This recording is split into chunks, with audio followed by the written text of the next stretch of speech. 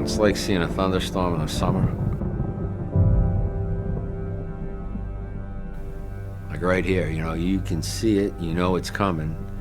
You don't really know when, but you know damn sure it's coming. This is going to become a Wall Street company, and our stores are on Main Street. It's a family here. Our company's really a tight-knit family. A shocker in the contentious saga involving members of the DeMoulas family. Diane, Arthur T. has been surviving repeated efforts to kick him out until today. It was a unanimous mandate provided to the CEOs and that there'll be no further discussion with them until Arthur T. DeMoulas is brought back. Supervisor of Operations Joe Schmidt says employees are concerned about outsiders hired to run Market Basket. The dispute over management at the Market Basket supermarket chain continues today. Tom Trainer, one of the organizers. Upset, mad. That's Rosie Hagopian describing her feelings as you watch the clock tick to 4:30. We asked a question. It's pretty remarkable. There seem to be two factors at play here. One is this fear that the new executives are just trying to set the company up to be sold, and then a good chunk of the employees aren't going to have jobs. And the kids in the Seabrook store told me it was all over the internet, and I was shocked because it said that those three fellows, Arthur and Billy and Joe, had been fired. Pretty generic release, and I remember being shocked, and I was a little afraid.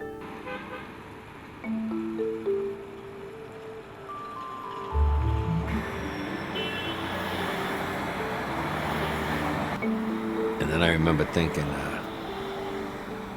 a little gnarly, predatory thought, thinking, well, it's game on now. Game on. I remember distinctly thinking, game on. I didn't know where it was going to go. I assumed it wasn't going to go to a good place, but I was ready to, do what we had to do.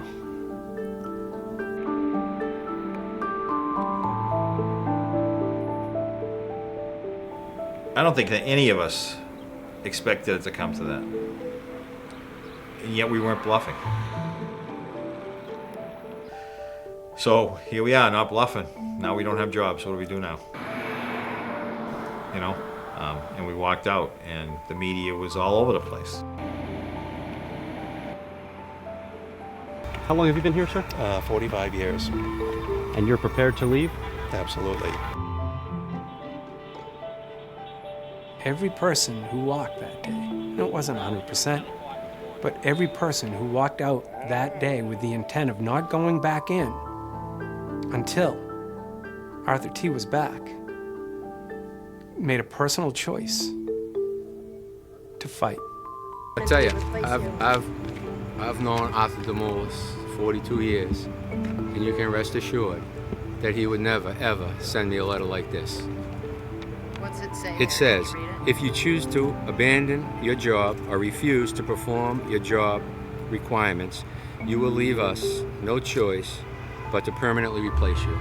Okay? You know something, you want to permanently replace me, start with me, right? But I'll have a lot of guys next to me. We didn't think twice. This is what we needed to do. Everyone just emptied out whatever they had to empty out, and we walked out the door.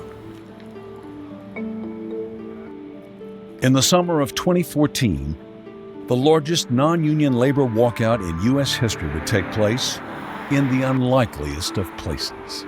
Everybody from the CEO on down has worked their way through the ranks, starting at the lowest levels.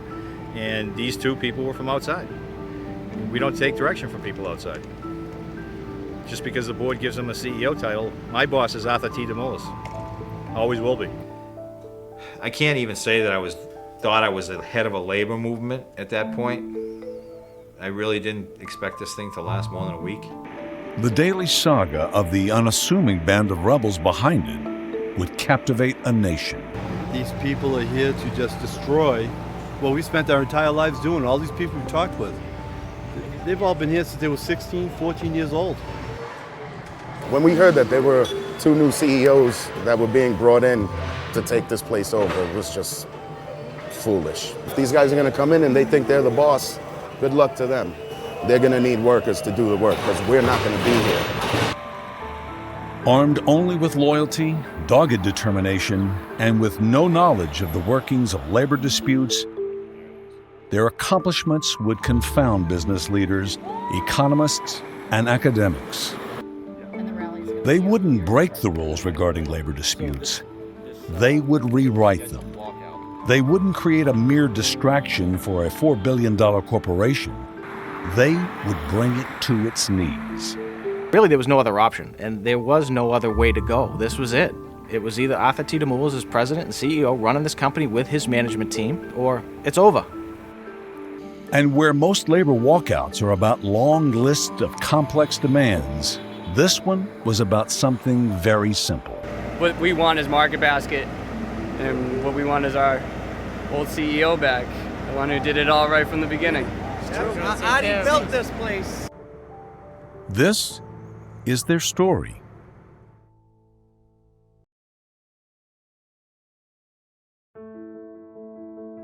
The largest non-union labor walkout in the history of the U.S. didn't involve auto workers, miners, or textile workers. It took place at a family-owned grocery store chain in the Northeast. The Market Basket supermarket chain was founded by Greek immigrants at the turn of the 20th century, and over the past 100 years has grown from a single, unassuming neighborhood market to one of the country's most successful food retailers, with more than 70 stores and extensive real estate holdings in Massachusetts, New Hampshire, and Maine. They take a very people-centric, no-frills approach to doing business. There's no self-checkout, no website, and no automation in either of their centralized warehouse facilities. Yet they thrive, are profitable, and almost always expanding. Its more than 25,000 associates are some of the best compensated in the industry. They're paid above market wages, have excellent health benefits, and profit sharing. Employee loyalty and longevity at Market Basket is something that most firms can only dream about. With more than 2 million customers shopping at their stores every week, Market Basket offers some of the best value in the industry. There's no loyalty card at Market Basket, yet their customers are incredibly loyal. Their customer service exceptional. And their prices are on average 15% or more below that of their competition. So how did it come to pass that over 6 weeks during the summer of 2014, thousands of Market Basket associates and nearly all of their 2 million customers would walk away from the company they had all been so loyal to? And how is it that management, employees, and customers of a multi-billion-dollar corporation would fight with such unflinching solidarity to save their piece of the American dream?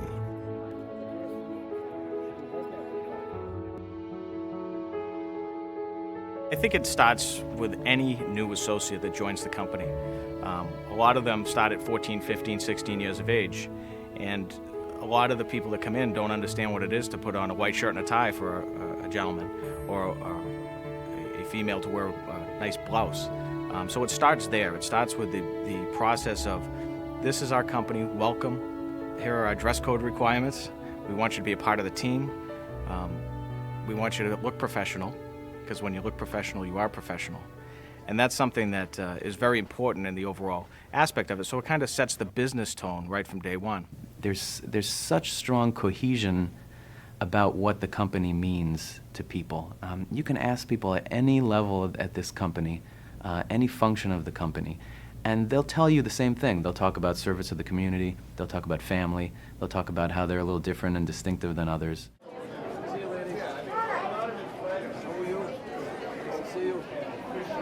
Arthur DeMoulas comes along and tells you no job is more important than another.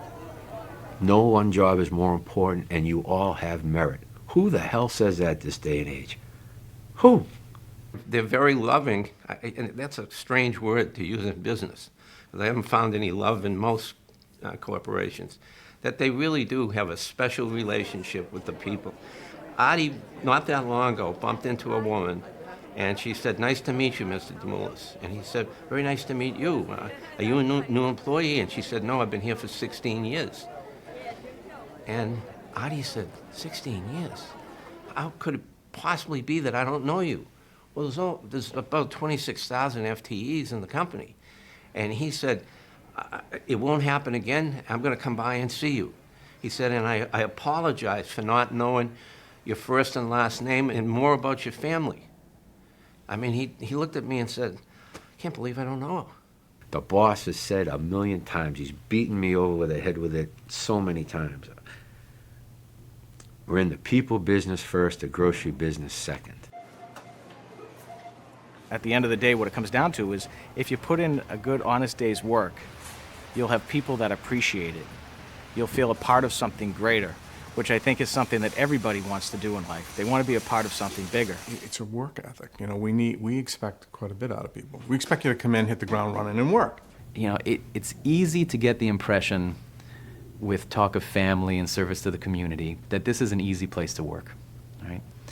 And it's not an easy place to work. You know, when we get a lot of these people that think it's the greatest company in the world, when they come in, they don't realize how much work it is. We work hard, and we don't mind working hard because of who we work for.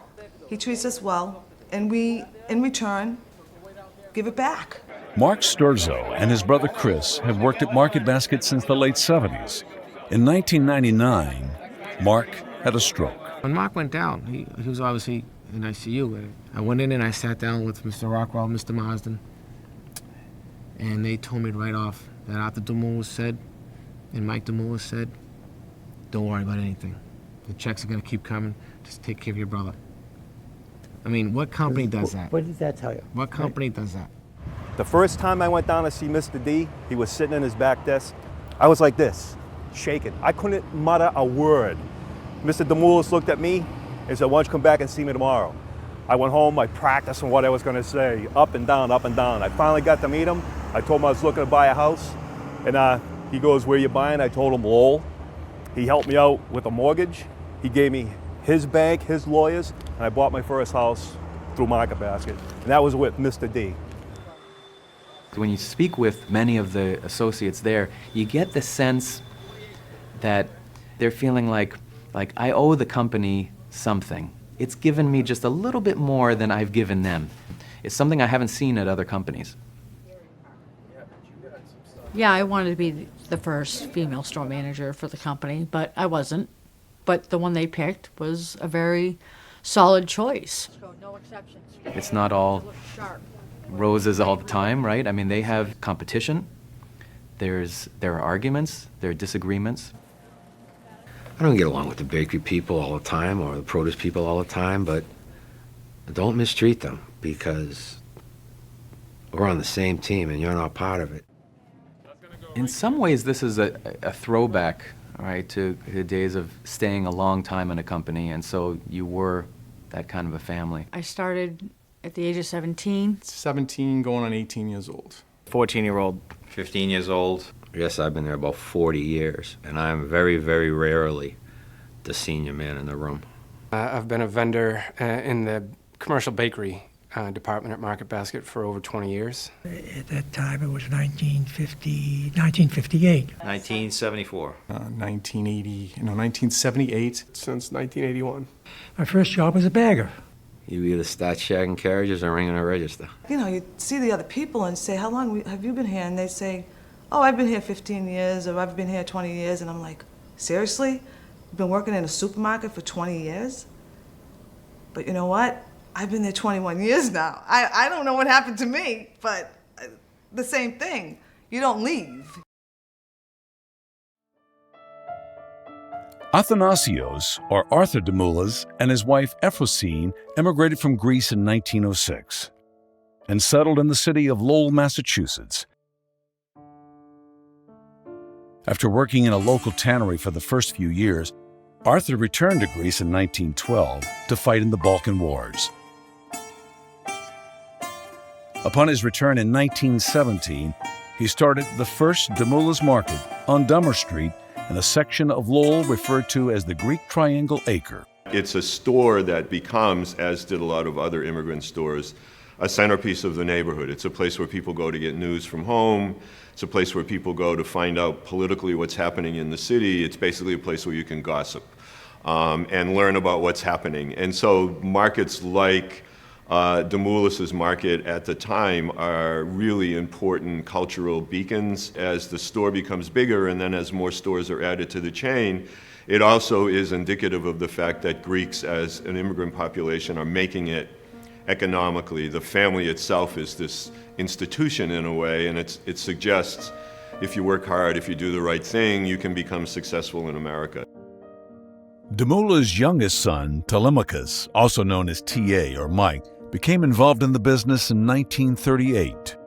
Mike Demoulas took over the company at a very young age and started to develop a culture that was unlike what we've become used to in our corporations, public and private, in the United States.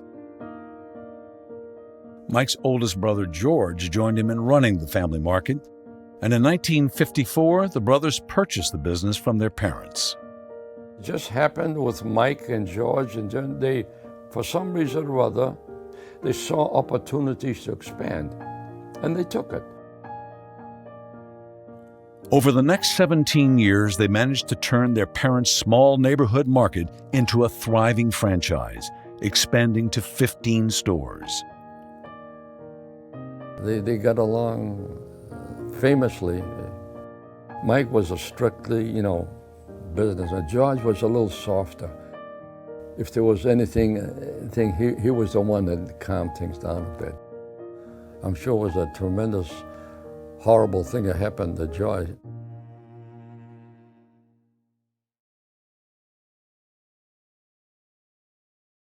In the wake of his brother's death, Mike took over the business, expanding it aggressively, while at the same time providing for his brother's widow and 4 children. He provided them money for housing, education, and starting businesses. None of George's children, however, seemed interested in taking their father's place in the family business. Arthur S. Demoulas and his brother Angelo were employees of the company. They were actually put in a supervisor position along with Arthur T. And they didn't want to work. They didn't show up for work. And then you would get visits from T.A. Demoulas, and he would come into the store and he would say, "When was the last time you saw my nephew?" And sometimes you couldn't answer him, and you didn't know what to say. And he'd say, "In 3 or 4 weeks. I'm not sure when I saw him. When it could have been a month, could have been 2 months." In the 70s and 80s, Mike acquired much of the stock from George's family and estate, reducing their equity in the business from 50 to 8%. In 1990, a family feud erupted when George's heirs filed a lawsuit claiming that they had been defrauded. Mike's position was that the purchases were in response to the family's request to sell. George's heirs didn't see it that way, neither did the courts. The result was a bitter, nearly decade-long legal battle for the Demoulas supermarket chain with a series of scandals and countersuits on both sides. It ended with the court siding with George's heirs, ousting Mike from the presidency of his beloved business, and awarding majority interest in the firm to his brother's heirs. The most active among them was George's son, Arthur S. Demoulas, who sat on the company's board of directors after the ruling. Arthur S. Demoulas is a person that has an awful lot of ideas about how the company should be run, and he was in the unfortunate position, even after the court case, of not being in control of the company in terms of the majority voting. The key to his loss of control was George's daughter-in-law, Raffaella, voting with Mike's side of the family. This gave more control to rival cousin Arthur T., who remained a key executive after the court ruling. That really hurt him. It also made him very, very angry. And I use the word angry because that's what I saw. He was always very, very negative to his cousin and that side of the family. He really wanted to run the company at some point. And that probably was never going to happen. The people would never have accepted him. And you're not going to get anywhere in a market basket unless you're one of the hardest workers in the place. Even though his name was Demoulas, that doesn't mean we have to respect you just because your name's Demoulas. We still have that been there, done that, got the t-shirt thing, even with somebody named Demoulas. That was between them. It was a family matter and nothing to do with how the company was being run or what was happening with our business here. It wasn't on our minds all the time. The company ran just as well when the board was in the middle of a temper tantrum. We could start in with something as simple as a new location, and it could take 3 hours to get through that discussion with personal attacks on people because somebody didn't like the way they said something, or they didn't like, their particular point of view, or people accusing you that you were in the bag for one person or the other, and it happened both ways. In 2003, T.A. Demoulas passed away, leaving the company he devoted his life to in the hands of his bitterly divided family. Despite nearly 2 decades of sustained growth and more than $1 billion paid to shareholders in the form of dividends by 2013, there were signs that George's heirs had become frustrated. As they watched millions being invested into areas of the business they felt they had little or no control over, such as the firm's extensive real estate holdings. The place grew tremendously. If you look at its numbers, just sheer number of stores from the late 50s through the late 80s, early 90s, it hit 50 stores, and that's a tremendous pace by any metric. The mid-2000s, we were at about 59 stores. And now, by 2013, we were at about 70 stores.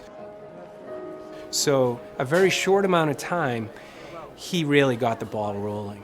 Had a board that was in place that understood that this company was well-oiled, get out of its way and let it work, keep the parameters where they should be, keep it in check, and let it go. Even though the company had experienced incredible growth after his appointment as CEO in 2008, there were signs in 2013 that the delicate balance of power Arthur T. held on to was about to change, and along with it, the fate of the 25,000 associates of Market Basket.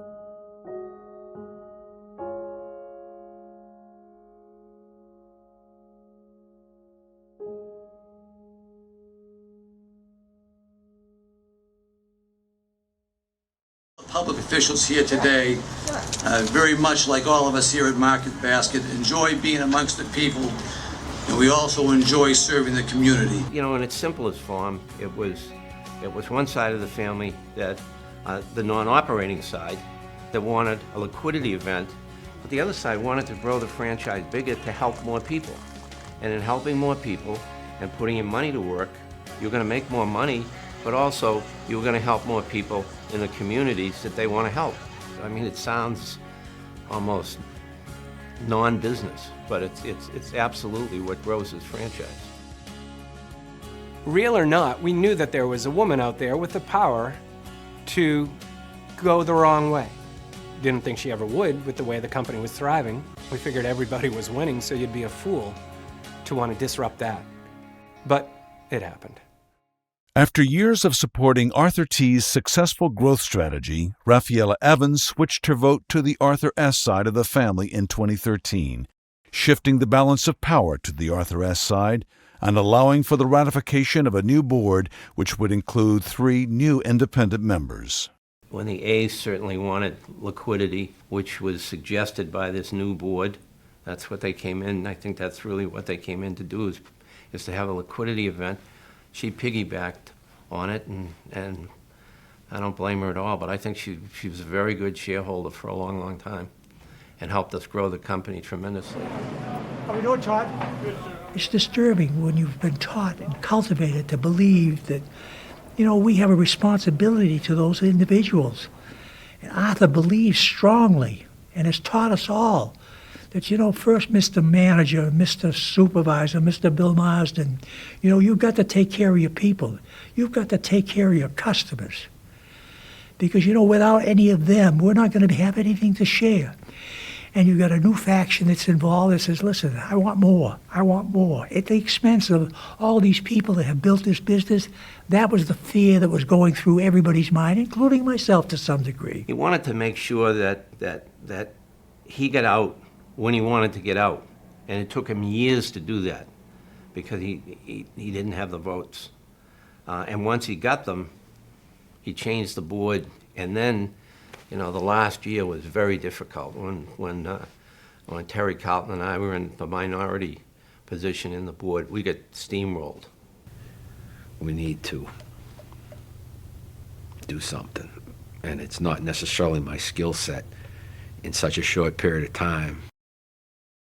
The petition I started was to save Market Basket, and Arthur T. within that. We hoped to get a couple hundred people to sign it. By the next morning, we had 10,000 people signed up. Tom and I remember us talking, saying, this is big.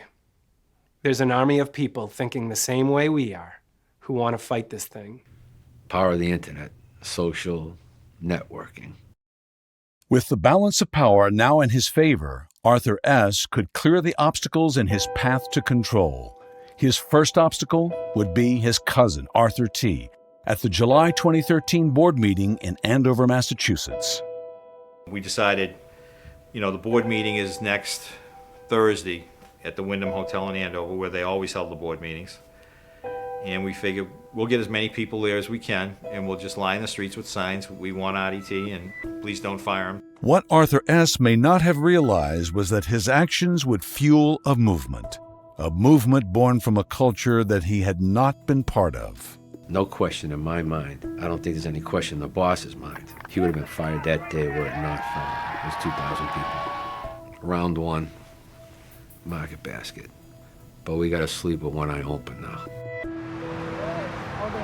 I'm going to be very proud mayor the day that this opens up, and it will open up thanks to you.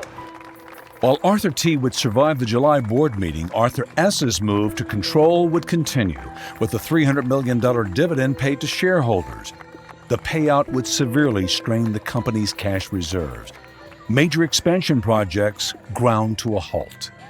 My father, Mike Demoulas, he left high school in 1936 during the Depression to go down to that little store in Dummer Street to help his father, my grandfather, to work the store to pay the bills.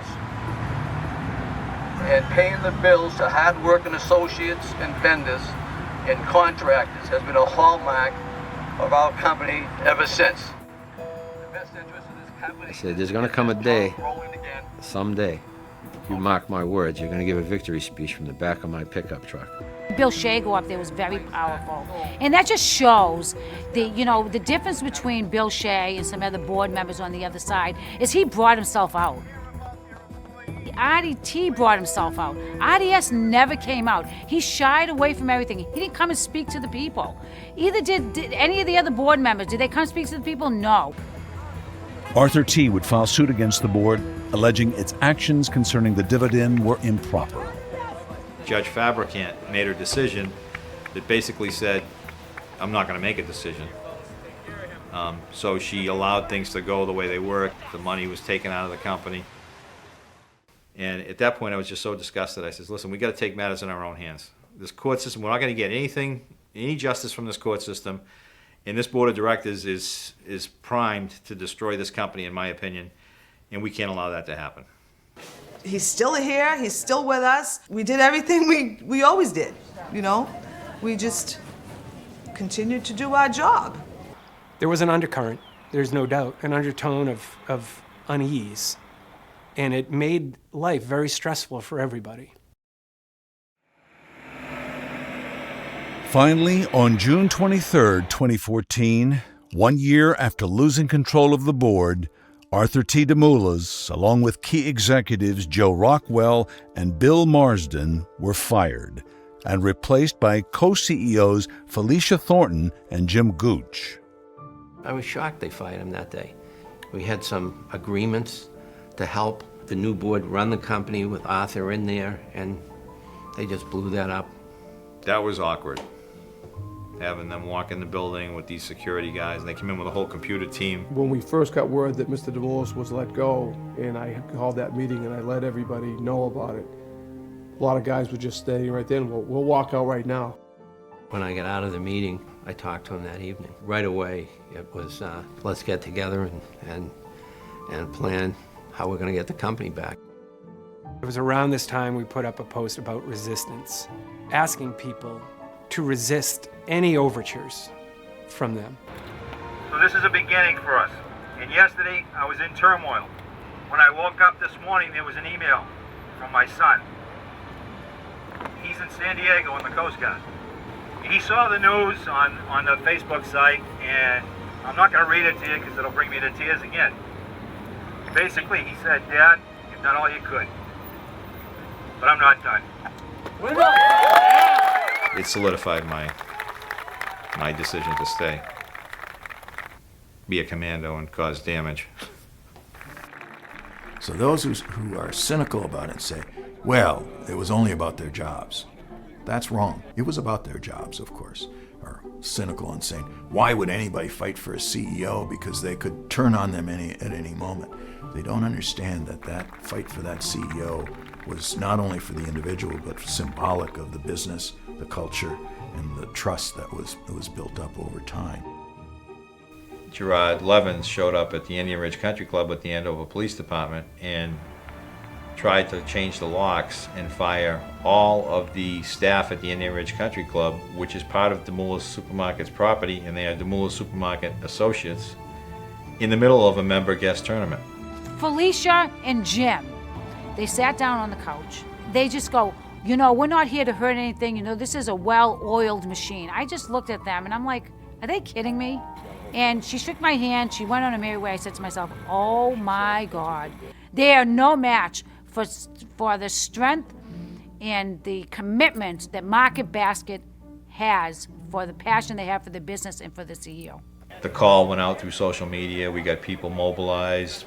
That was the beginning of, hey, we can't trust these people. What are you guys doing? You just told people 24 hours ago you're not going to fire anybody, and you're down there trying to shut the place down and fire 10 people.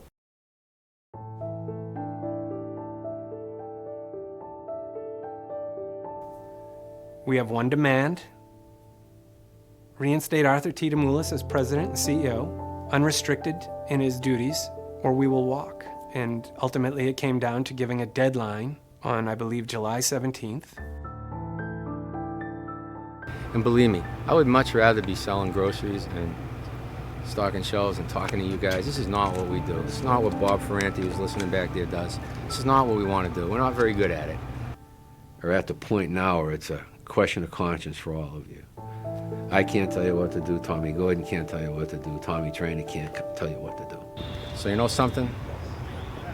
Now, tomorrow, all those chickens are coming home to roost. Because he's taken care of a lot of people for a lot of years. And those people are the ones that are going to come back here tomorrow. And you're going to see it. You're going to see something. This is unique. But I will tell you one thing, is I'll be here tomorrow morning, but I'll be outside. So I went home that night, didn't know what the hell was going to happen.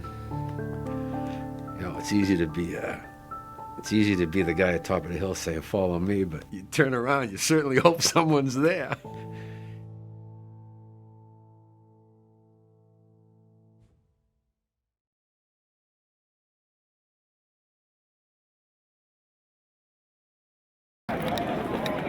That first day when I got up and went to work wondering how many people were going to be standing behind me, they were out in front with me on Friday. A small spoke and a big wheel, but we pulled most of the spokes out. And in the words of David Ortiz, this is our fucking company!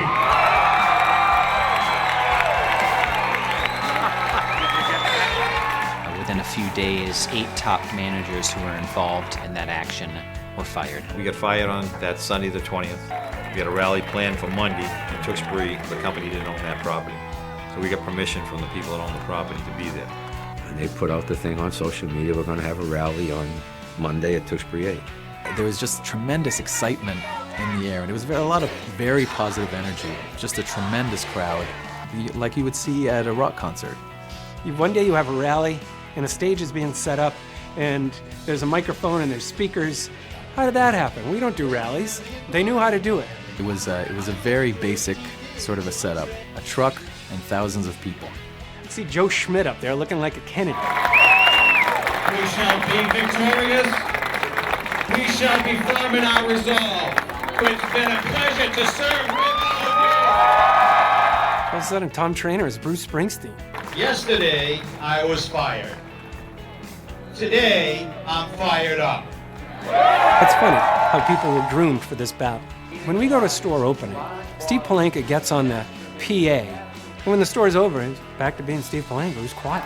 He was cutting his chops to be the MC of the rallies to save Market Basket. You can do this. You can make history. I know they were watching the 12 o'clock news, the board meetings, the rallies, the lawyers' offices. It was to keep the people involved, keep the pressure on, get the communities involved, and give the boss a tool with which to bring this deal to a close. When my father passed away, he left 9 girls and 2 boys. And we decided that the giraffe was going to be our family mascot. Because you cannot be afraid to stick your neck out. Oh my God, did it resonate. You couldn't buy a giraffe in Massachusetts and New Hampshire all last summer.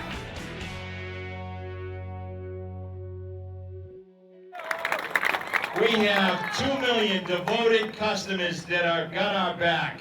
We have 25,000 associates against 5 directors and 2 incompetent CEOs. Did we have tremendously formulated plans? All right, this happened now, we're going to do this tomorrow. No. Not in my case, anyway.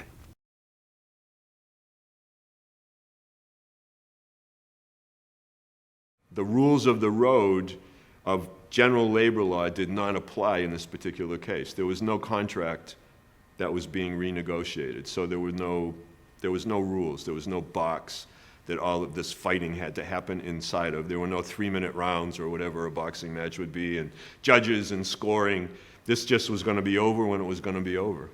We decided that the best way to do this would be to shut down distribution and store support, which meant everybody in the office and all of the warehouses. And in that way, you would still have the stores open. They would still be getting a paycheck.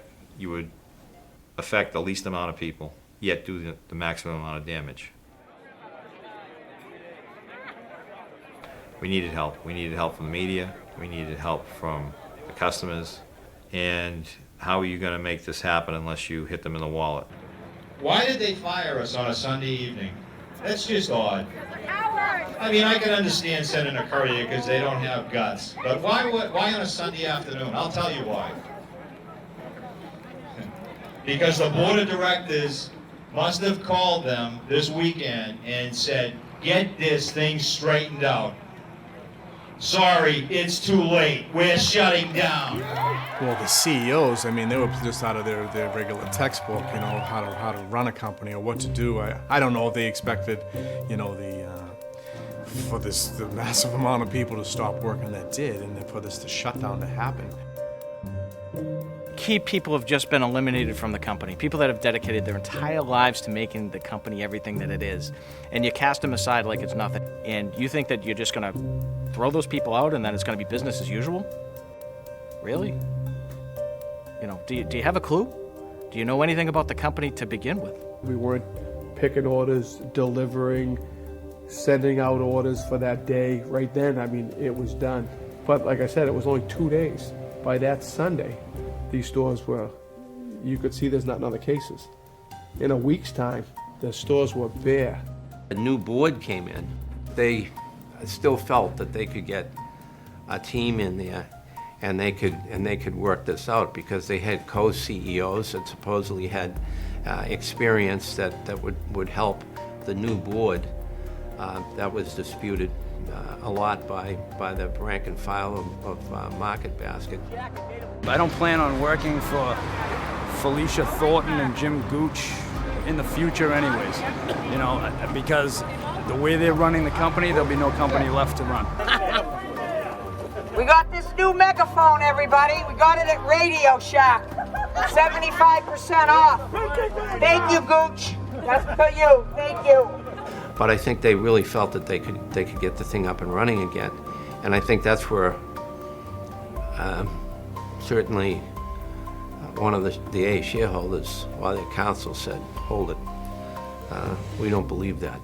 This battle, which Arthur Estamoulis thought would be a one-on-one battle between his family and the other side of the family, then took on the front of associates, and then took on another front of customers and vendors. But the customers ended up carrying the day. We are here as customers, basically boycotting Market Basket and putting more money into the pockets of corporate greed America. The revolutionary started here, and we're going to finish this revolution as well. USA, Market Basket strong! The idea of the customers boycotting was not our idea. I wish it were, because it was brilliant.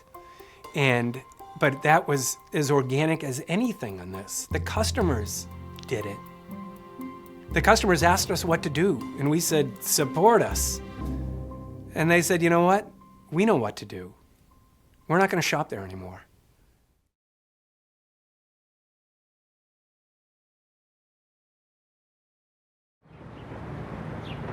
Former Market Basket CEO Arthur T. Demoulas says he's offered to buy out the grocery store chain, taking control back from family members who ousted him last month. WBUR's Jack Lepiarz reports that many customers are staying away from stores, which are running low on supplies. This is a safe haven. The customer that has a very frenzied life is now being asked to go to a store where they're looked at as a number instead of a person. We've got 14-year-old baggers up front that know customers by first name, 20,000 customers a week. We've got baggers that know customers' names and their kids' names and their birthdays. If you take the philosophy of shareholder first and you just try to reward people by their self-interest, that sort of a model doesn't create these connections between employees and customers that we see at Market Basket. And what we see at Market Basket is a situation where employees and customers have this very tight-knit bond. They don't always know each other by name, but they recognize each other and they see each other and they feel a certain closeness. What is she here for? I came here to see you. I did. I told Shirley, I said I haven't seen him. Yep. What would you do without Market Basket in your life, Mary? I would miss it terribly. How old are you? 70? What? 89. Oh, 89, yep. Next Well, year, you made I'm me behaving. 90 last I know I made you 90. I love you. Love you too, Mary. Everything's going to be good. I If it know. isn't, I'm going to have to move in. Wait a minute. People often form very strong bonds with the elderly. That group of people, that population, was really affected a lot, I think more than most, through this whole protest. Quite obviously, they don't care about people. I run my food pantry, I had 48 families last night. I usually have about 32. My numbers are going to increase more because they come here because the prices are reasonable. In the neighborhood we're in, we do have a lot of customers that have no way to get anywhere else. We have a housing project across the street, 2 more down the street to our left, and so that's why we still have a good amount of customers, not great. Monday night, when we started asking people to boycott us, we had a customer, she came in almost in tears and apologized to 2 of my managers, saying that, you know, she understands the cause, she supports the cause, and all she wanted was a bag of rice, and she was sorry for buying it here, which says the world to me. When the employees needed the help of customers, the customers were willing to go along and they wanted willingly to support the employees. Because that happened, they were able to attack this from 2 angles, right? One is keeping the stores open, but keeping employees committed and available at rallies and picketing every day out in the front of the store every day. And on the other side, to have customers boycotting, so they're attacking the revenue and the costs at the same time. If this only started yesterday, we asked the guys out there to start getting petitions just from the customers. This is one store.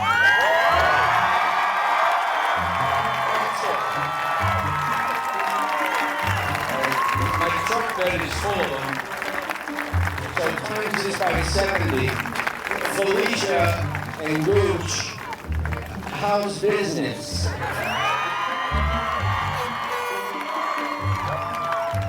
Not that I got to see the news too much because I really wasn't home, but then, when I did, and you'd see the people going and sticking all those other grocery stores' receipts on the windows. And I mean, you'd see the windows filled up with them. I mean, it was just, it was awesome.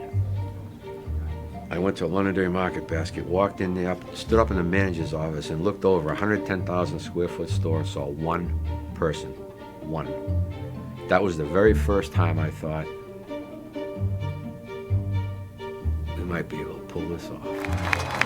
Today, we're putting it on the customer. How many customers do we have here today? Please shop our competition. Please go to our competition and stay away from our stores. I bet you never thought you'd hear me say that. Customers, they were signing petitions on their own. We want back Arthur T. We want him back now!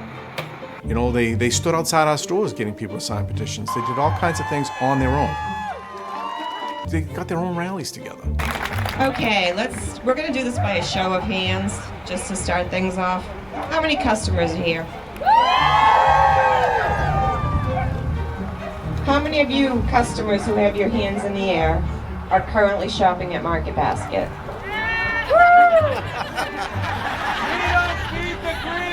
How many of you customers will return to shop at Market Basket with Arthur T. Demoulas reinstated?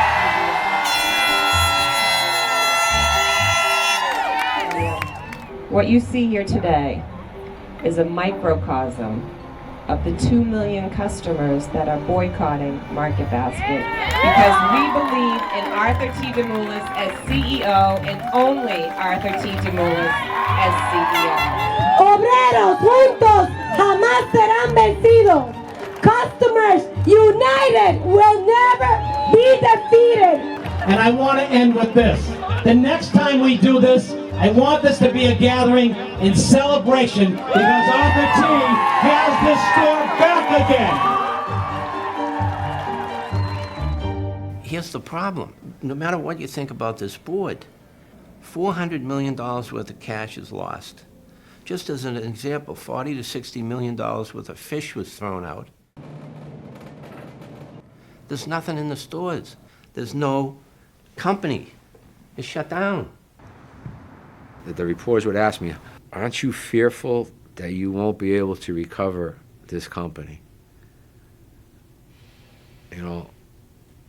You've lost 2 million customers every week. And my answer would be, no. I could certainly understand how the bankers would feel that that's just impossible. You can't turn off and then turn on a business like that. But the thousands of people that worked at Market Basket were also the company's customers. Family that shop at Market Basket, friends, cousins, relatives, we all shop at Market Basket. So the 25,000 people that work for the company also come with family and friends that shop at the company. So as soon as you get that word, you're gonna have hundreds of thousands of people running towards a Market Basket. They want their Market Basket back. I wasn't a big believer. I said, how in God's name are they going to get, because I worked in commercial banking, are they going to get this thing back up and running and to a certain level of sales soon enough to be able to get a loan out of these banks, a conglomerate of banks? I didn't think they could do it. Now I'm saying to myself, okay, I'm out of work, I have nowhere to go today, and the weekend was a nice weekend. Then Monday comes around, and what do I do today? This is not my usual routine. I'm off today. I'm not working. Oh my God, Sal, I don't have to go to work today. He says, I know. So he runs out, he comes back about an hour later, and I'm outside enjoying the day. So I come back home, and I tell her, he says, all your people are down the street. They're all picketing down the street. You need to get down there. You need to get down there with your people. No one called me. Why didn't everyone call me and tell me this was going on? I don't know anything about it. He says, do you understand you're on strike? this is what you do when you're on strike. I said, strike? Who the hell was ever on strike? I was never on strike. I don't know what this is all about. I have no clue. These are your people. This is your company. This is your job. You stick with your people. The board of directors for the embattled Market Basket supermarket chain is calling on workers to get back to business as usual. In a statement issued this afternoon, the board said it's considering buyout offers, including the one from fired CEO Arthur T. Demoulas. WBUR's Kurt Nickish is at the Prudential Center. The site where we were all at across the street was almost a microcosm of what Market Basket is. You'd go in the morning, first thing, and people are already there setting the place up, merchandising it. You know, the tents are going up, the grills are being set up. It was a business that had been abandoned. But they kept the grounds nice. They had nice grass and the parking lot and whatnot. Every department kind of picked a tree for shade, and they brought their bag chairs or whatever, and they set up around this tree. Every day it was the same people that went to that spot. We were lucky to have that across the street parking lot, you know, because what if we didn't have that? What would have happened? Where would we have went? So the guy that owned that parking lot, he goes, I believe in what you guys are doing is right. You can use that parking lot. And he owned that whole street down there. So he let all the cars park down there. This guy was great. It was 95 degrees, you know, it was probably the worst summer ever. You know, I mean, it would have been great unless you were standing out there for 15 hours a day. But note to CEOs, if you're ever going to fire the president of a company, do it in January. Would have been a lot tougher standing out there when it was 2 degrees. If it had transpired during the winter, I've heard that commentary, but you know what? We would have all been out there with overcoats and snow shovels. Where all this stuff came from, I don't know. All the logistics that went into it, I have no idea. But this is Market Basket, and it got done. The people that we might answer to, they're here as well. They're setting the example. We have Bob Ferrante, you know, he's one of the accountants at the place. Well, here's Bob across the street with his beard setting up the food stand. We basically sum it up by a team effort. Nobody pulls rank on each other. We don't care who you are, where you work, we all work together. The Market Basket way, right? Yep, yes. That's it. The guy that does the catering truck for us, Mark Valente, he was across the street every day with his truck for us. I've been here almost 13 years now. I've been here in town 30 years. 30 years in December. I don't go out to the local places. I look for market. We're going back to work. I got the feeling. Right, Gary? Yes, we're going back, buddy. Going back. I look at my phone every night saying Gary's going to text me. Do the security guys come over and try to eat? No, absolutely not. I wouldn't feed them. That wouldn't work so well. They're not welcome here. I'm here for my guys and my guys only. These are my guys. Without them, I'm nothing. Go through him too next time, okay? Don't. It really was like a family out on strike, which again sounds odd from a historical standpoint, but it really was that way. People were, you know, people had barbecue going, people were eating, people were doing whatever, as opposed to, you know, a more traditional auto workers strike or steel workers strike, we would see guys on a picket line. We try to do something different every day. You know, we try the pizza and the ice cream machine, and this and that. So I work for a bunch of Greeks. Let's roast a lamb.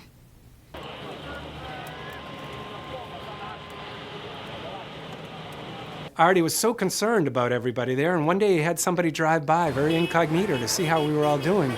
And what did he see? He saw a lamb roasting on a spit, and he said, I think they're okay. Everybody played their roles beautifully and did their jobs tremendously well in the Market Basket way. Whatever that job was. Support, sit under a tree if you can't walk, get over there and walk around in a circle. The first couple of days that we were on site there across from 875 East Street, we were kind of all up on the grass and nobody was really doing the circle. There was actually a member of the police department that kind of gave us the roadmap on actually how to get that going. He goes, oh yeah, he goes, I've done strikes before. You guys, when you walk these picket lines, when these trucks are coming out, you're allowed to walk in front of them 3 times before they tell you to stop. And I said, oh, I didn't know that. So one of the trucks were pulling out. Hey guys, let's start walking in here. So we could walk in front of the trucks to slow it down. And you could walk and Slow as you want it to go. Slow, slow, slow. Let's go! Today's the day! Come on over, guys. You can do this. We need as many people as possible. Hi, Louise. Watch where you're going. We just take turns, basically. You know, we see 4 or 5 people come over, another 4 or 5 people get up and swap off. They get something to eat, something to drink, switch off, and come back. And they're more than willing to come over. You bet we do. Yep, more than willing. They're all here for the same reason, to bring Artie back. You and the Cavalier, you're a loser too.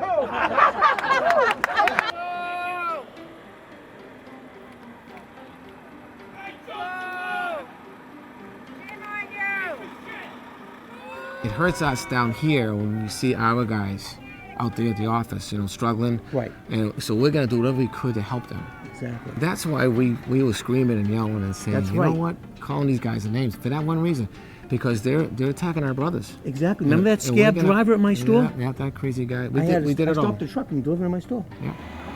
Get out!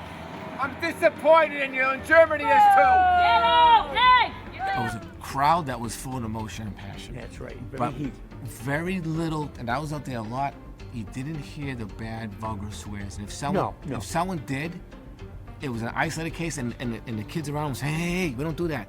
We're professionals. Right. We're professional pickers. Fuck you, you scab mother! Fuck you!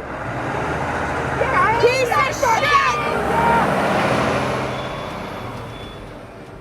It's time! Come on, let's put the flag on the pole. Get your shit together. Put the flag on! This one! Nice call. You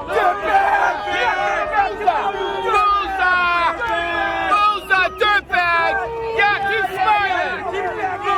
But we would say like dirtbag. Dirtbag, yeah, but no swears, no swears, but no- really no dirtbag, ethnic scumbag, things, stuff and like that. really Yeah. get more. Like I mean, getting it. Like there's that line. You can get to the line and say what you want. You know. They got salty, but they didn't get violent. And, you know, you got to blame both sides, you know, whether you're on the picket line or you're one of the people that crossed the picket line. You know, there were birds flying in both directions. You got the trash barrels? Big red nose you can put on, you clown! Couldn't buy your way into anything!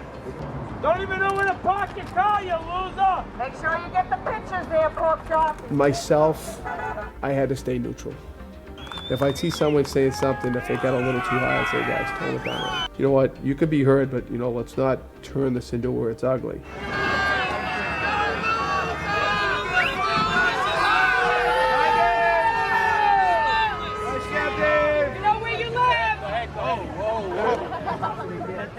There were some people who had to go back in, and everybody had their own decisions to make and their own families to account for. And nobody could be blamed for going back in if they went back in. But that is not going to change the way people feel who are passionately putting all on the line. Some guys stayed, most of us left. It's a very touchy thing. Extremely touchy thing that I really don't want to comment too much about. I have a mortgage, I get bills, I just sacrificed everything and put everything on the table and said, you know what? I'm just gonna stick it out just like all the other brothers and sisters are back here. You have to think about what's going on here. If we don't do this and get our company back, you're gonna be out of a job. Do you think Felicia and Gooch are gonna take you with them? You're out of your mind. The only way out of this is to do what we have to do, and that's to get Artie back here.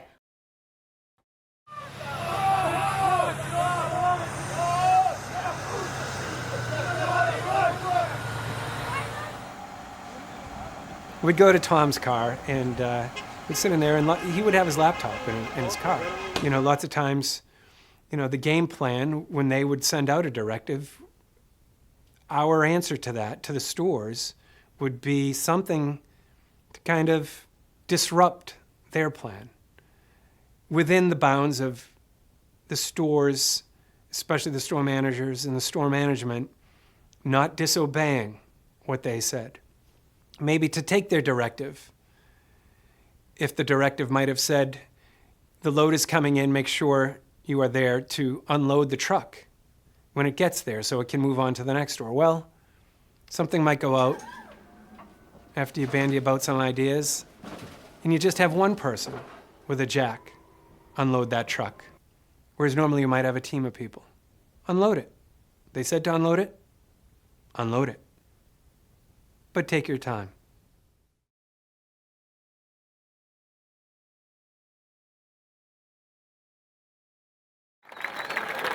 We're asking the stores to step up now. And if the person in front of you, your manager, your department head, whatever the case, is reluctant to step up, then you need to step up. For a lot of workers, the store is like theirs, right? It's like, no, you can't have our store. We won't let you do that. And the stores went out that way, again, with this sort of sense of everybody's in this together. This is our store. I take as good as care as this store as I do my house, if not better. You know, it's typically cleaner, it typically runs, you know, smoother, and it's typically less conflict in this store than there is at my house with 4 children. So if they're gonna tear down our house that we spent 100 years building, we're gonna light a match on the way out and tear it down ourselves. They thought this main office had walked out, and these high and mighty people from our office were going to just quit their jobs and thought that, you know, the thing would shut down without them in the operational end of it.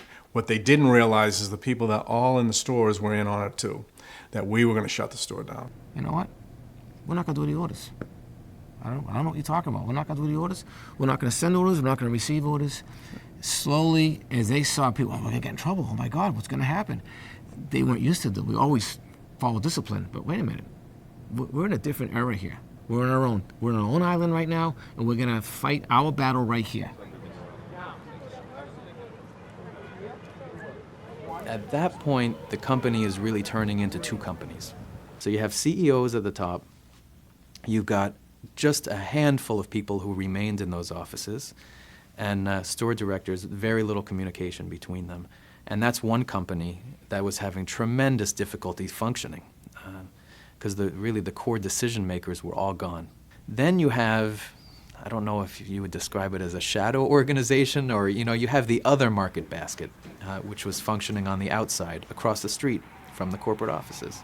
And this one was, it was run partially by those 8 managers who were fired and by the rest of the employees in the company. And that one, surprisingly, actually the communication between those people was tremendous. Those store directors were getting more information from that core group of 8 people than they were from the CEOs who were officially in charge.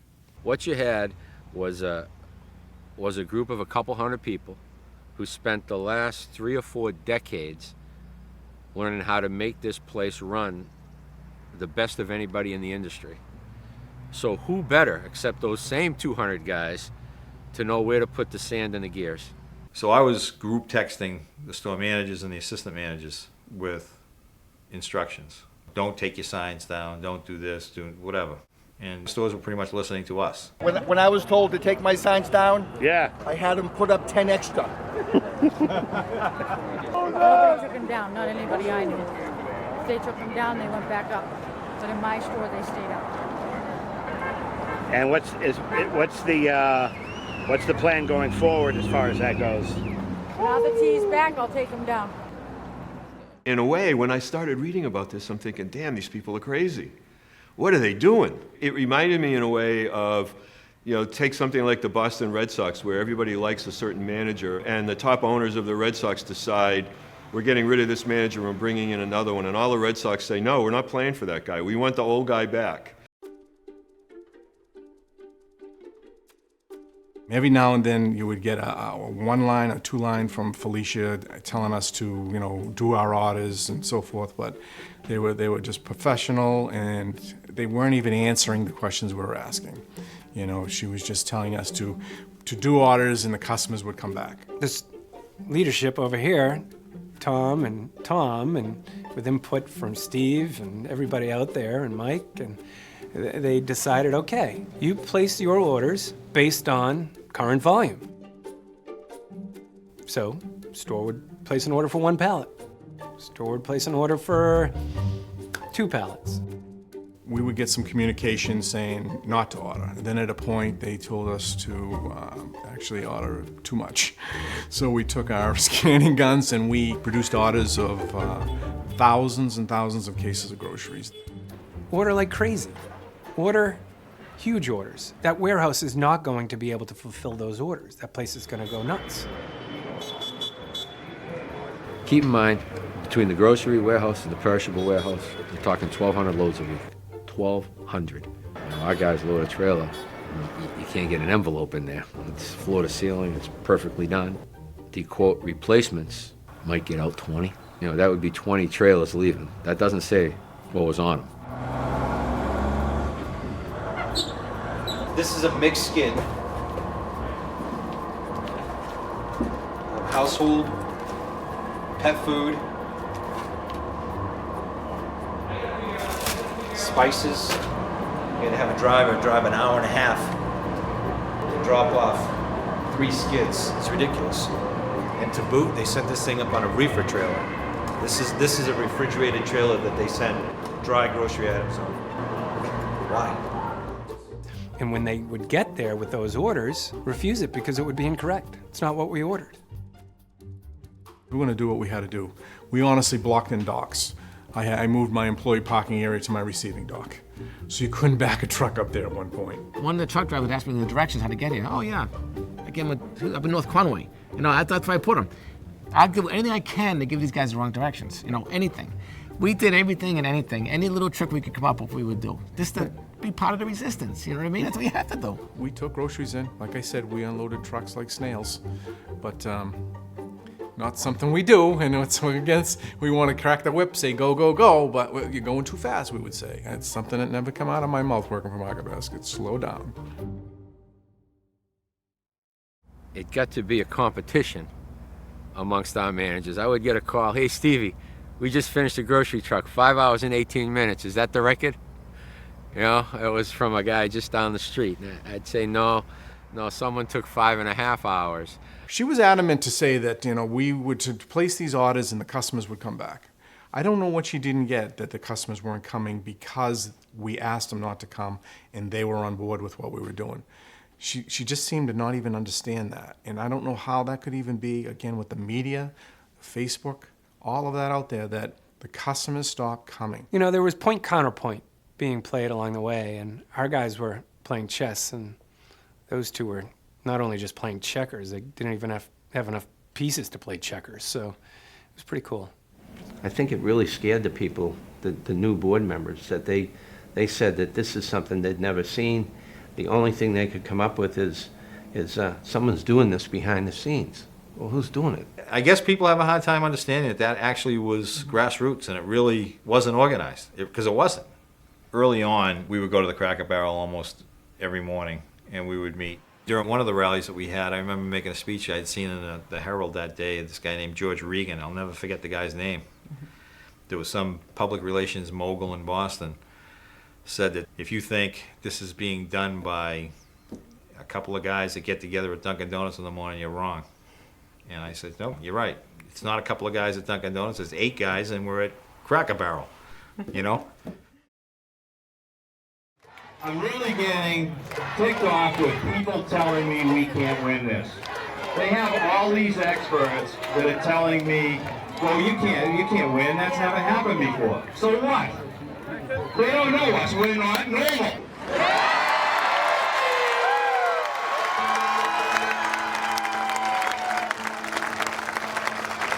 Look at this, and this is incredible. I am so humbled by the outpouring of support.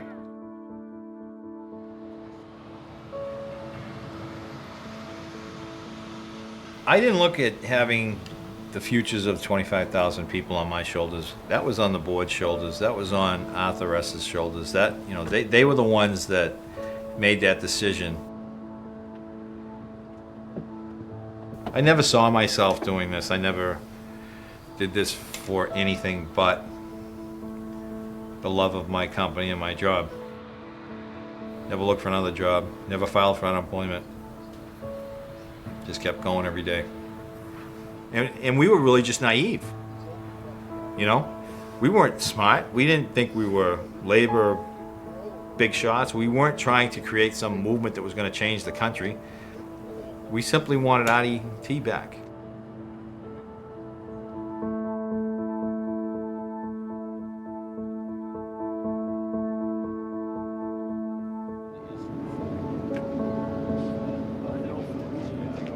we generally have a strategy meeting every morning. There's 6 or 7 of us that kind of run this revolution, I guess you'd call it. Any news that we hear or anything that was on media the night before or whatever we share, and then we kind of strategize for the day what we're going to do. After that, we kind of try to keep everybody here upbeat. You got a hat on, you won't burn. Come on. You too. You can golf, you can stand over there. Come on, of all people. Youngest supervisor in the department. Go ahead. During the course of the day, we may have little meetings, maybe not everybody together, maybe just a couple of us together, and hey, we heard this, maybe we should throw this out on media or whatever, and that's kind of the way the whole day goes.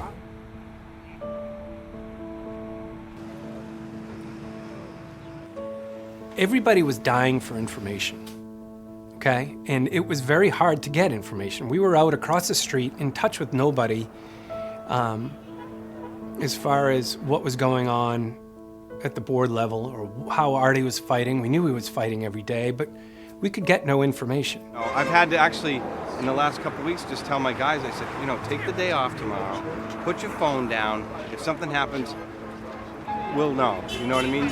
You have to separate a little bit because it consumes you. I feel this weekend is over. Yeah. It's over this weekend. Yep, that's what I feel. Maybe not today, but this weekend. Come Monday, we're going to be slapping groceries. Stock. It's time for ASD to stop being a greedy ass. That's right. There was a lot of misinformation. There was a lot of information out there that people thought was real. People who thought things could be solved in this kind of a transaction in an hour were mistaken. They couldn't be solved in 3 days. And some of the stuff that was coming out saying we're near a deal, well, I can tell you, they weren't near a deal. Should have get off the pot. Give us the answer. That's all. Are you selling? You're not selling. You're coming. You're going. What are you doing? Give me some answers. But it was gut-wrenching all the time because sometimes the meetings were called off and there was no meeting scheduled for later. And then, gradually, when you're looking around saying, is there another stalking horse? Is there another deal out there? Are we really going to get trumped by somebody else you just didn't know?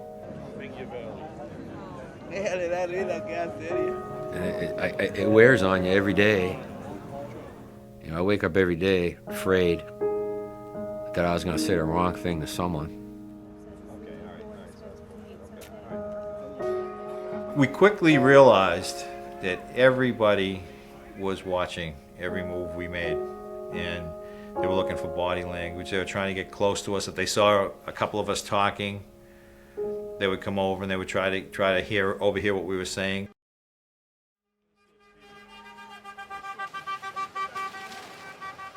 During the course of the day, across from the warehouse, it was put the smile on. I remember one day in particular, one of the truck drivers came up to me and he says, it's a bad day yesterday, huh? And it in fact was, but I don't know why that would come out of his mouth. I said, yeah, a little bit. How'd you know? He goes, we saw you throw the water bottle you were drinking against the side of the building. I said, well, memo to self, don't throw bottles against the side of the cinder block building if anybody can see you. We would, every day, wait for a call to say that this thing was over. I remember it was maybe a week or two in, and I think Mike Kettenbach was on his phone, and Tom was over by him, and I was watching them, and then Tom and Mike both looked at me and kind of gave me this, get over here. So I thought, this is it. And I bounded over there. And I think Mike asked me something about, what's the name of the place that you went to eat 2 weeks ago? And I was like, geez, my heart was beating through my chest. I thought this was it. And we turned around and everybody was watching because they wanted to know. And I just ran and people thought this could be it, but it wasn't. So at that point we started moving to the dumpster. There was a dumpster behind the building. So Every now and then a group text would come up and you'd look down at your phone and it would say dumpster. And it's time to go. And there were some times when we were in the car that I would go in the car with the computer because I didn't want people to see me or see what I was doing, or, you know, and I have my MacBook and I'd be looking up, you know, we would hear information about Delhaize or something and there was a connection there, so I'd be on the web trying to find out what the connection with Delhaize is.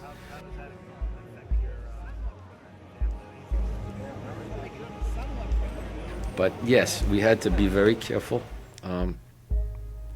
And you have to be upbeat, because if I have all the selectors and the warehouse folks and all the girls taking that leap of faith,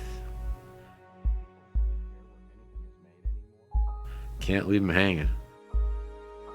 Who are we? Market Basket. What do we want? RDT. Yeah, woo!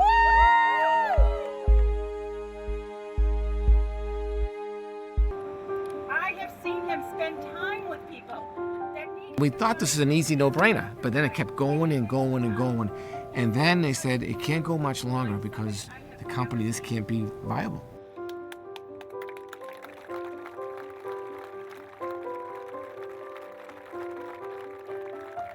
I have faith, and I'll go down with the ship in a second. That's right. Not a problem. But after the ship sinks, what's Mark and I gonna do? We only know Market Basket. That's all we do. That's all we know. So what are we gonna do?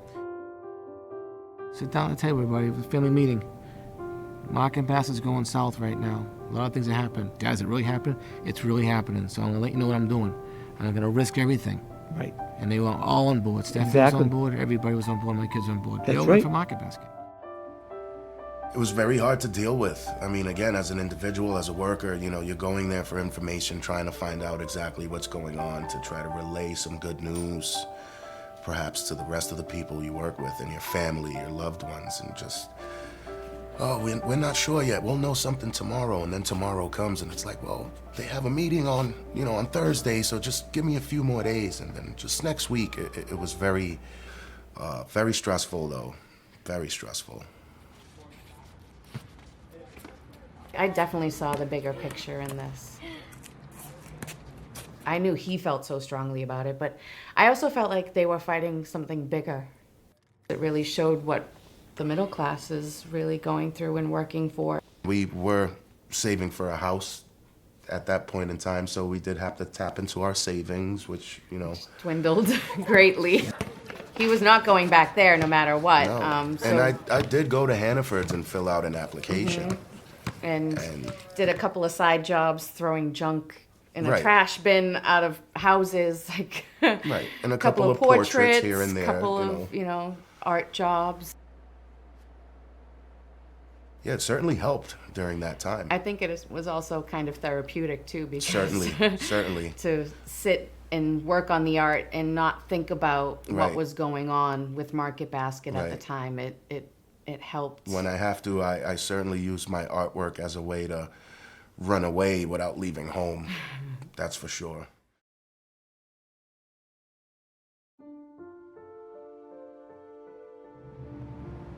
The Market Basket saga continues as pressure, both public and financial, continues to mount for a resolution. A spokesman for the supermarket chain's board of directors says the board is considering selling out to one of several potential buyers, held the including third day of its job fair in Andover, but it was the first for outside applicants. And even though people could email in their resumes, more than 100 showed up by car or on foot. Waiting to meet them was a mass of current Market Basket workers. Well, today we're over here. They're having a job fair, trying to fill some positions of people that they fired, that they shouldn't have fired, and that's the whole deal today. They set up a job fair in Andover at one of the warehouses. So they moved the rally from Tewksbury over to Andover. Buses, carpools, whatever it might be. You know, we went down to the job fair, and that made me angry also, because I'm in Andover. They wanted to rehire for our store manager jobs. They said we weren't showing up, but we were working.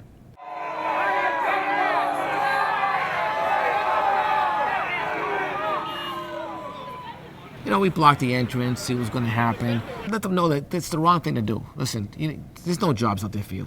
Don't even try. We didn't end up hearing of anyone that was hired through the job fair.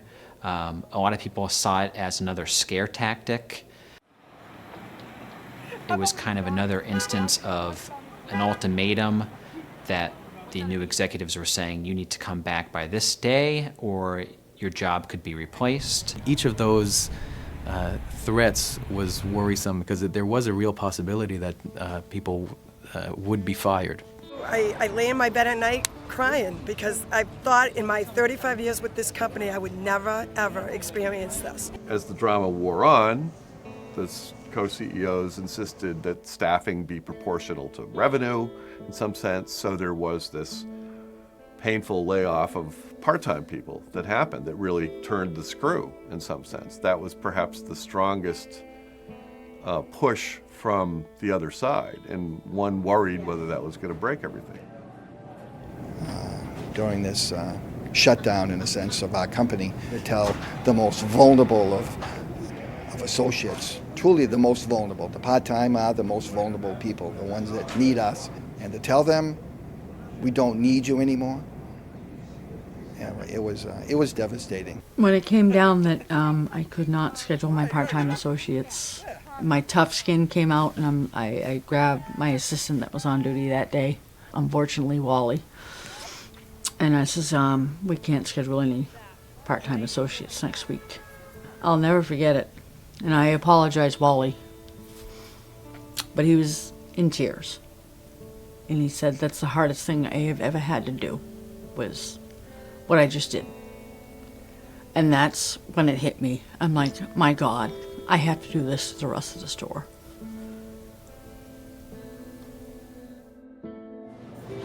There's generations of people that, this is their livelihood, and they contribute to a household, especially in where we are, and this is in the inner city.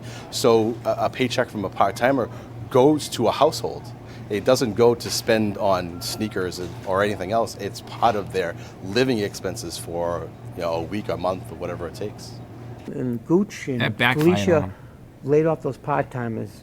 I think it blew up in their face because then all the politicians got involved because they're seeing these people. It's a major amount of people to be on all of a sudden unemployment.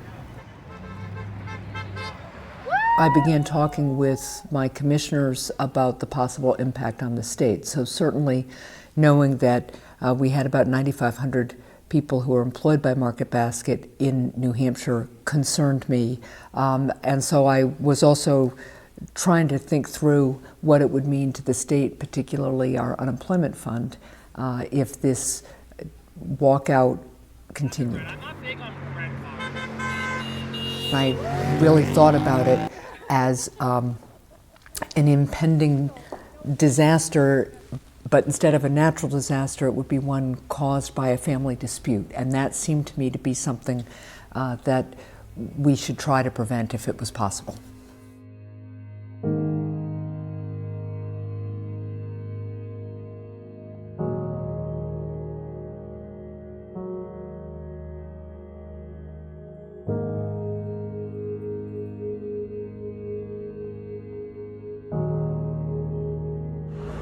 How does that affect the family having, somebody not working who was working there?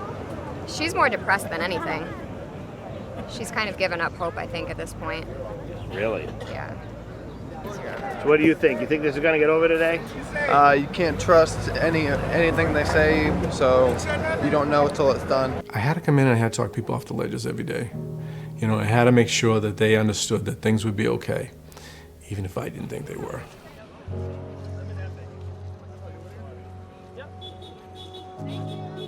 The lowest point would probably be that week or so where the Delhaize, Hannaford rumors were really going strong.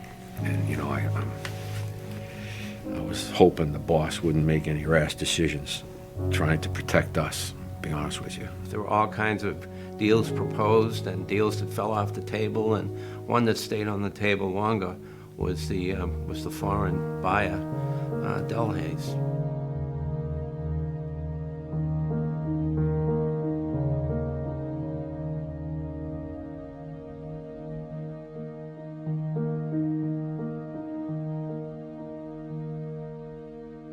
it got quite a ways along, to the point where there were serious meetings about everything with underwriters and lawyers and all of that.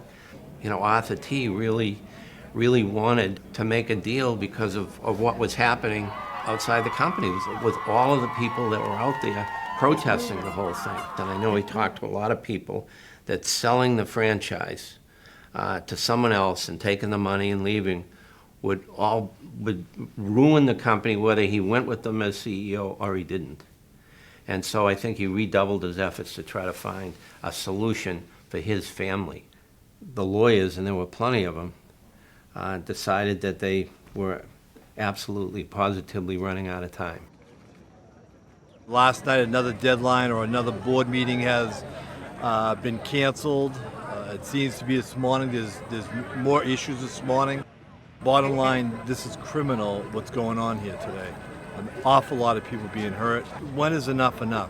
Yeah, it's been really hard on a lot of people, you know, can't pay their bills, we're not getting any money coming in, and it's getting scary. Why don't you guys just put on a pair of gloves and get in the ring, you know, do something to solve this. I mean, the livelihoods of thousands of people are on the line. For the first time in my life, I'm worried. I have a 16-month daughter at home. My wife stays at home with her. I don't even know, words can't even explain how nervous I am right now. So, I don't know. I think we're doing the right thing. There was a truck driver fund set up that raised, I think it was almost $300,000, but when you have 700 people, that's not a lot of money to go around. Many of us drivers have a lot of years here. Our children are grown. A lot of the warehouse help, they're younger individuals. And if you saw at the rallies, a lot of children in strollers. Whatever is donated to me in that fund, I'm going to hand it down to a warehouse worker so he can feed those little babies. I can say personally that we received 2 checks from that fund, which certainly helped. The people at the top that orchestrated this whole thing, I got to think many of them were sucking down antacids every night before they went to sleep thinking, oh my God, what have we done? We've just taken thousands of people out of their jobs. We don't know if this is going to work. What have we done?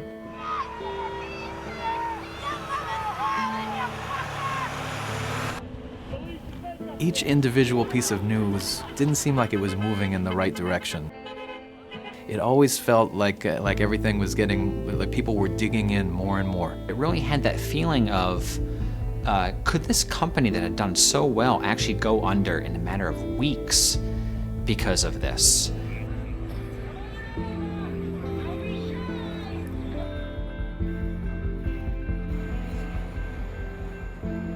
There are times you let your mind go to a very bad place and think, what are we doing here? This is not going to end well. The shelves were empty. There was no real understanding of how fast customers would come back. There was a lot of thought that customers were now shopping in other places, and maybe you had lost them. I think people worried that they couldn't get through 6 weeks, let alone 8 or 10. It was on the brink.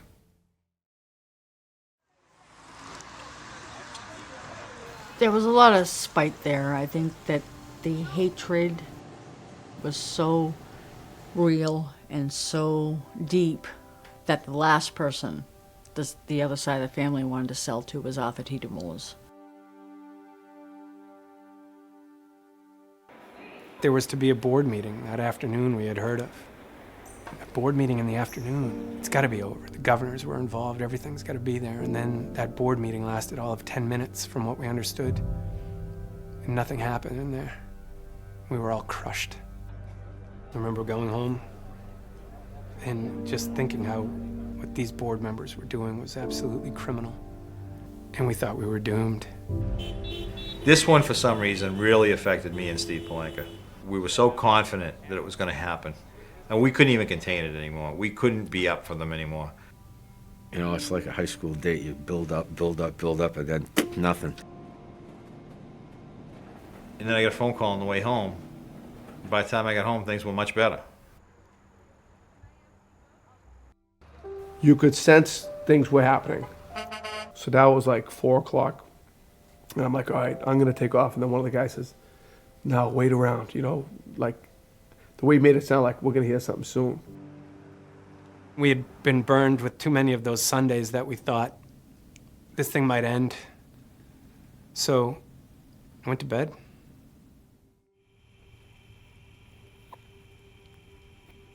I got a phone call from the Boston Globe wanting to know what I thought of the agreement. What agreement? They said the agreement, they have agreed to accept the offer. This is a done deal. He goes, yeah, we got people there, they just came out. I was so excited.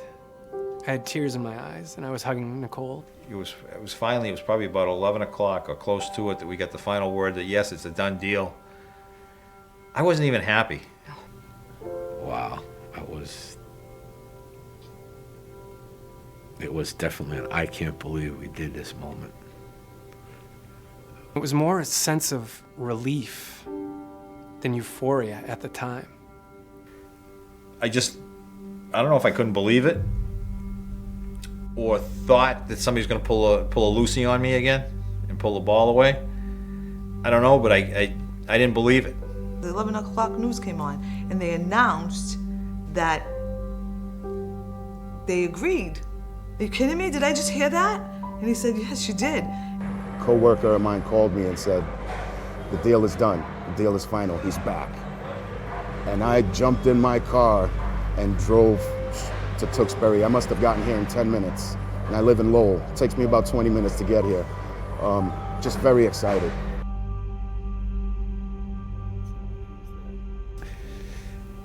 I thought about driving to the office, but then I figured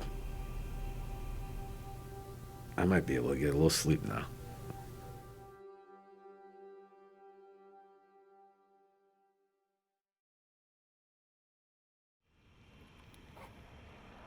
Could it have happened sooner? Sure.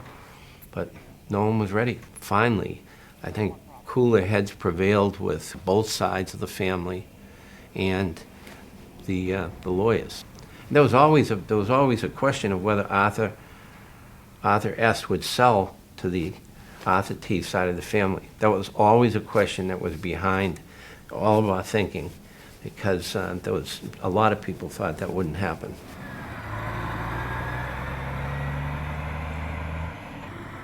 I'm so excited. I'm trying to call my workers, tell them to come back to work. We have so much work to do. There's no answer for this, you know. I'm so excited. I was out there for 6 weeks. I never had a tan like this before, you know. Happy, yeah. Happy because and I hear, I just jump, and in my case, I jump. I just go, wow, yeah. And I go right away and kiss my wife. We're back, gentlemen. You happy to be back? Yeah. Awesome.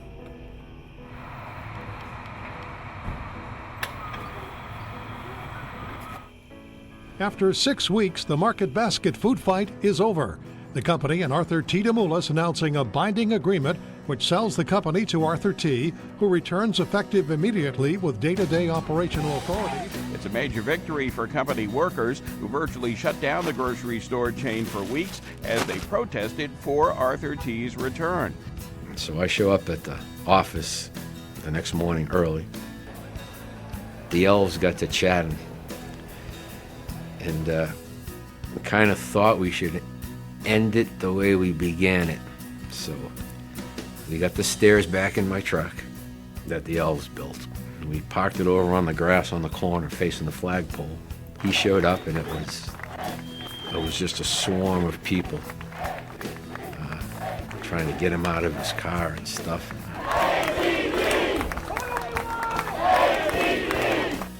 And they ushered him over to my truck.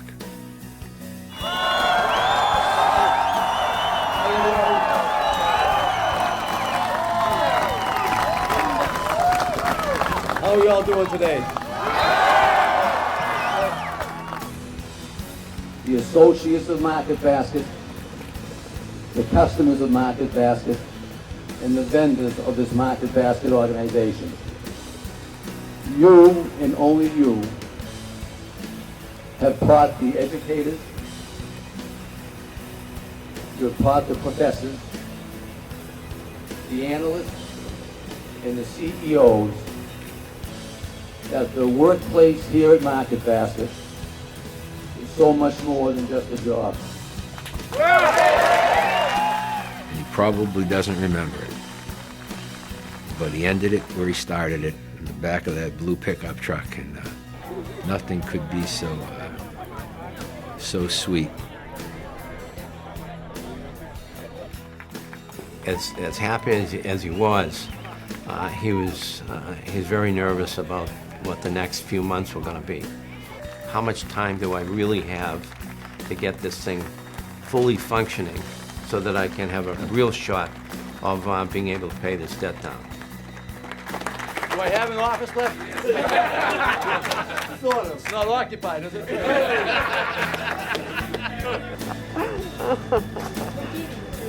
These are our favorite customers. We love these people. Customers knew full well there wasn't going to be roast beef and vegetables there. They came back en masse on August 29th, on August 30th. Why did they do that? They came back because they wanted to support what had been done there.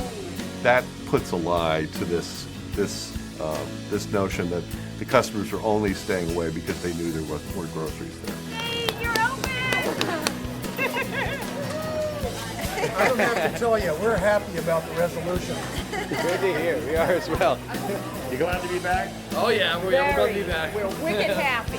I'm thrilled to be back. This is like the best news ever. We're gonna have an RT party How did you hear?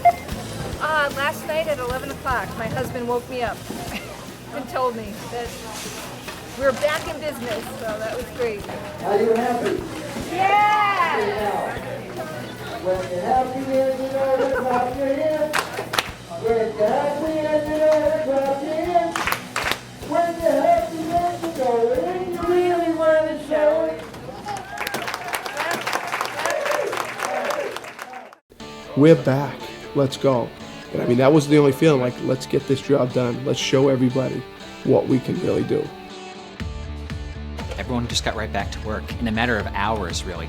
Some said they got no sleep at all or just a few hours.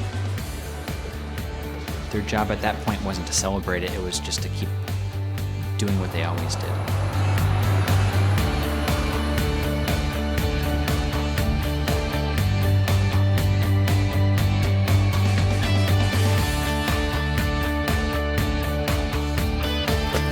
You gotta get things filled up. To find people.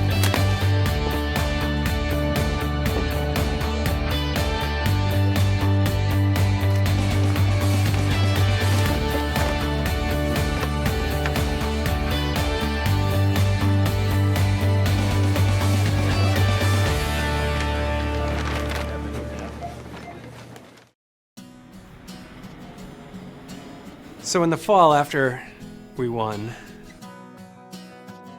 the Labor Secretary, Tom Perez, invited Market Basket to come down to Washington, D.C. and be a part of a speech he was giving at the National Press Club in which he was going to talk about Market Basket, the events of the summer. Thousands of employers of the regional supermarket chain Market Basket walked off the job to protest the firing of their CEO. Your communities are proud of all of you. Your president, I can tell you, and your labor secretary are very proud of you. And I think your nation is proud of you. This is not simply a New England story. This is an American story. It's a story I see across the nation. A story of workers, managers, everyone with a we're all in this together attitude, coming together to make sure that we reject false choices. It's not just about taking care of your shareholder. We take care of stakeholders, our workers, our shareholders, our community. That's what the Market Basket story is, and that's what the American story is. I did have a young guy, 20 years old, he's full-time, just came full-time. He came up to me, almost tears in his eyes, and says, I got a job offer at Hannaford, full-time. I don't know what to do. And I said, I would love to tell you that everything's going to be great. Okay? In my heart, I believe it, but take that job if you need to, and you can always come back. And he did. And he came back. 1, 2, 3, market basket. They're back in most people's minds better than ever. Customer counts are up. The new store openings, the new stores that opened, the 5 of them are doing very well. There's plans down the road to open more stores. One indicator of how well the company is doing since Arthur T. was put back in charge is the year-end bonus. Despite all those millions of dollars in lost sales, the company actually paid out more money in 2014 than it did in 2013. $46 million, they said, where it was $44 million the previous year. These are $5.99 bottles, master mixes, limited 2 per person. This was an example of direct action, which doesn't again have as its enemy all of capitalism, just a certain kind of capitalism that they do not respect and we're not going to work for. One left for you. I have a hard time thinking that any employer in the United States of America can stay open by being as zen about the way that they run their stores as people intimated. But I think it's reflective of how badly other people run their businesses. That this place isn't perfect, but it's a damn sight better than so many other places that people who work at Market Basket know about. So it's worth saving. If we're going to change this country and if we're going to teach the next generation of business leaders how to manage in ways that work for these different stakeholders, then we've got to get more of this information out across the business school curriculum and across the business schools in this country. America has a choice. Which kind of employer do we want? Do we want the high-wage, high-profit employer that makes the business work for both customers, for employees, and for shareholders? Or do we want just to maintain this notion that business only exists to maximize the shareholders' value and everybody else has to fend for themselves? That's the choice we have, and that's what the Market Basket case really illustrated. I'm so relieved. I can't believe it. Take a look at that sign up there. Lost and found, hidden safe and sound. Turn around, watch the sand hit the ground. Moving slow, shadows on the wall. Break the mold, change what you've been told.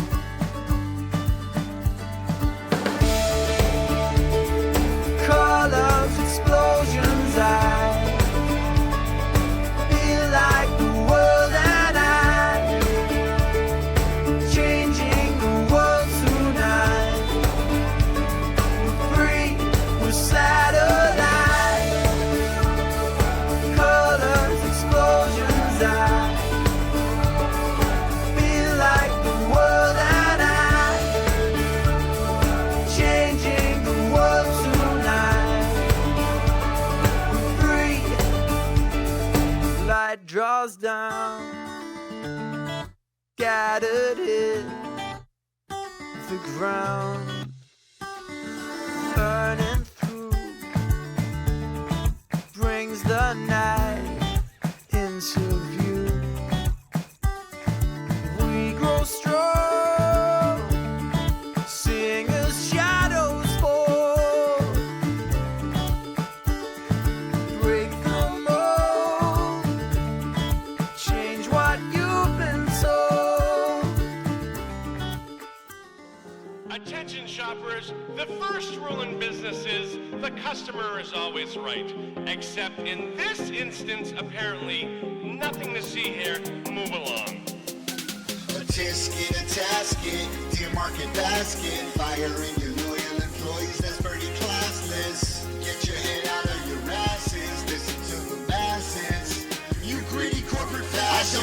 boasting about running supermarkets, but someone sound the gong. I think it's safe to say that you're doing it wrong. Your company's as good as the company you keep. Excuse me if I'm testy, I haven't eaten in a week. RDS, let me ask you a question. Since you're so wealthy, how do I get more for my dollar if the shelves are all empty? Your employees resent you immensely, now the public agrees. Listen to me before you go out like Bradley. Say hi to Mrs. B. A tisket, a tasket, dear market basket. I cannot believe how long your obstinance is lasting. And to make it worse, you just come across as bastard. Trust me, in my newsfeed, it's like every other status. Let's forget the Radio Shack guy. Look how awesome that did.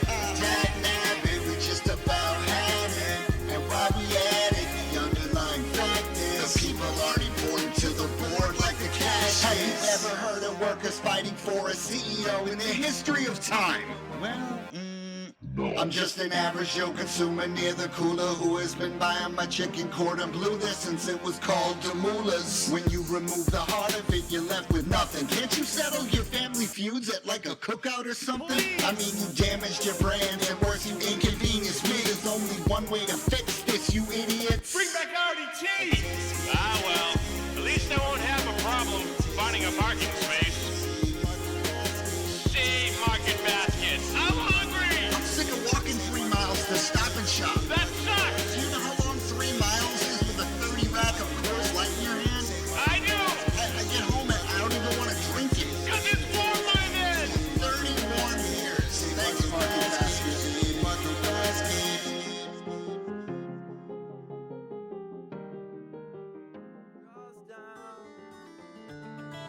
Scattered in the ground.